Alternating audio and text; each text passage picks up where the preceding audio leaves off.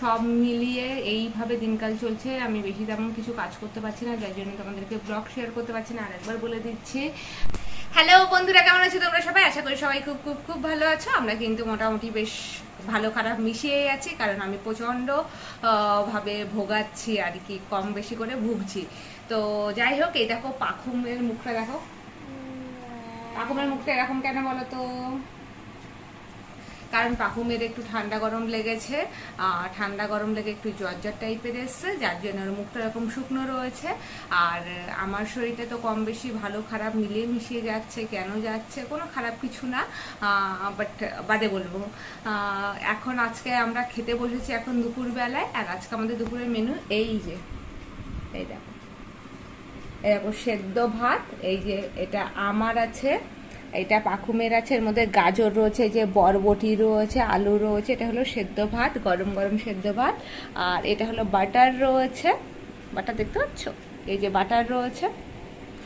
আর এই বাটার এই দিয়ে আজকে দুপুরবেলায় আমাদের মেনু। কারণ শরীরটা ভালো না থাকার জন্য রান্নাতেও কোনো এনার্জি নেই, আর সেই হারে আমি কোনো কাজকর্ম এখনও করছি না যে যেটা তোমাদের সাথে শেয়ার করতে পারি। আর তারপর মানে যেটা সমস্যা হচ্ছে, প্রচুর ল্যাথার্জি কাজ করছে, প্রচুর ল্যাথার্জি কাজ করছে।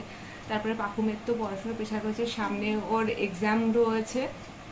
আর ওর একটু শরীর খারাপ করলে কি করে বলো তো? গা জড়ায়। ও না মনে হয় প্রত্যেকটা বাচ্চায় আর কি গা জড়ায়, সারাক্ষণ গা জড়াবে। আমার নিজেরই শরীরে এনার্জি নেই, আর তার মধ্যে ওর গা জড়ানো।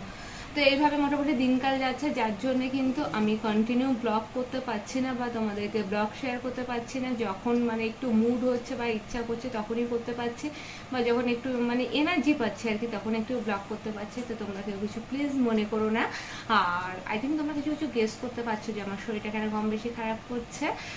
এই মুহূর্তে সেটা অ্যানাউন্স করছি না, কিছুদিন বাদে বলবো যে কেন খারাপ করছে, কারণ এত তাড়াতাড়ি বলতে নেই বলে, যার জেনে বলছি না কিছু। আর এই যে একটা দেখো অবস্থা দেখো। তোমরা কি এরকম জি বলতে পারবে? এর আবার শরীর খারাপ করলে বদমাইশিটা অনেকটা গুণ বেড়ে যায়। পাখুম বদমাইশি করিস না, বদমাইশি করিস না বলে চিৎকার করতে করতে সময় চলে যায়। আর কালকে সারা রাত জাগা, কারণ একটু জ্বর জ্বর ছিল ওর। আমি সকালবেলা একটুখানি ঘুমাতে পেরেছি, আমার চোখ মুখ দেখে বুঝতে পারছো কিনা জানি না। স্যান করেই এসছি, চুলও আসায়নি, এখনও টিপ টিপ কিচ্ছু করা হয়নি। আগে খেয়ে নিই, কারণ দেরি হয়ে যাচ্ছে, বাকুনকে ওষুধ দেওয়ার টাইম হয়ে যাচ্ছে। তো সব মিলিয়ে এইভাবে দিনকাল চলছে। আমি বেশি তেমন কিছু কাজ করতে পারছি না, যার জন্য তোমাদেরকে ব্লগ শেয়ার করতে পারছি না। আরেকবার বলে দিচ্ছি, তো সবাই সঙ্গে থেকে পাশে থেকো। আর যদি এই ভিডিওটা ভালো লেগে থাকে তাহলে কি করবে? তখন কি করবে? লাইক শেয়ার সাবস্ক্রাইব করবে, ভর্তি ভর্তি কমেন্টস করবে, সবাইকে শেয়ার করবে। টাটা। তো চলো আমরা এখন ঝটপট করে খেয়ে নিই, কারণ এই ভাতটা যদি ঠান্ডা হয়ে যায় একদম খেতে ভালো লাগে না। তবে ঘরে সবাই এমনি মোটামুটি পছন্দ করে। আর সবথেকে বড় কথা, এখন কোনো উপায় নেই, যখন যতটুকু পাচ্ছি ততটুকুই রান্না হচ্ছে। তো চেষ্টা করবো তোমাদেরকে আর কি রেগুলারাইজ ব্লগ দিতে, যদি শরীরটা ভালো থাকে। তো চলো বন্ধুরা, এখনকার জন্য টাটা, দেখা হচ্ছে নেক্সট সুন্দর ব্লগে।